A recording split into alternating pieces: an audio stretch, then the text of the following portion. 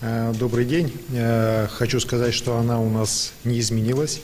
За прошедшие сутки 3 заболевших уже выздоровело и было выписано из больницы. Поэтому у нас сегодня количество больных, находящихся в больнице, 11 человек. Новых положительных анализов на территории республики нету. Вчера порядка 300 анализов было взято и обработано.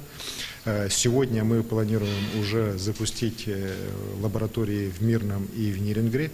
Это поможет нам более активно тестировать уже население на местах в Мирном и в Нерингре, особенности прилетающие.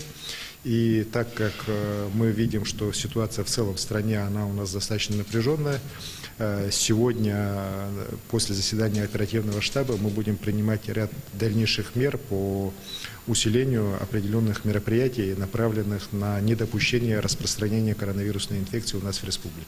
В целом, еще раз хочу сказать, что в целом карантин у нас соблюдается. Вот, по тем районам, где у нас действует режим полной самоизоляции, исполнение идет неплохо. Идут проверки работа и торговых заведений. Активно работает Министерство внутренних дел совместно с органами местного самоуправления по пресечению нелегальной торговли алкоголем в первую очередь. Так, у нас уже десятки задержанных.